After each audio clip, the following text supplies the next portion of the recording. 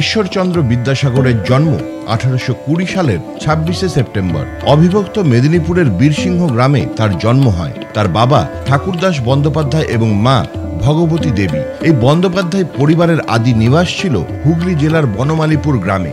বীরসিংহ গ্রামে শিক্ষিত তরুণ কালীকান্ত চট্টোপাধ্যায়ের পাঠশালায় ঈশ্বরচন্দ্রের শিক্ষা জীবন শুরু হলেও 1828 সালের নভেম্বরে বাবার সঙ্গে চলে আসেন তিনি কলকাতায়।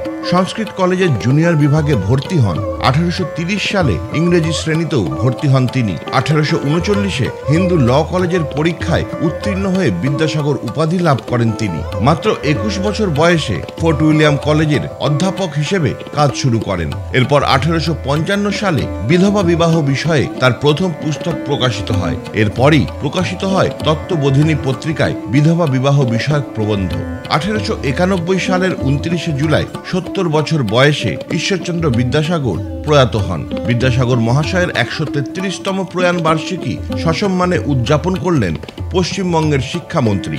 সোমবার কলেজ স্কোয়ার বিদ্যাসাগর উদ্যানে বিদ্যাসাগরের মূর্তিতে মাল্যদান করলেন শিক্ষামন্ত্রী ব্রাত্য বসু।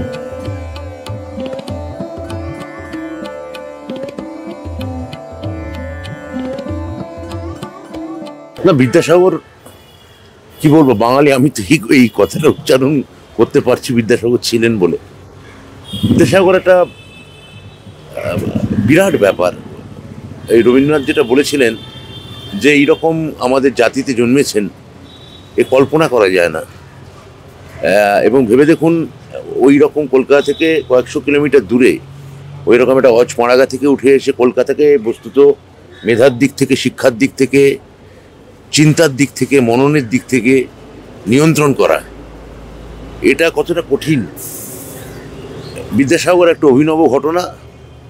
রামেন্দ্র সুন্দর ত্রিবেদী বিদ্যাসাগর সম্পর্কে যে কথা বলেছিলেন যে জাতির যাবতীয় পুঞ্জীভূত অভিপ্সা, আমি বিদ্যাসাগর সম্পর্কে তাই বলবো।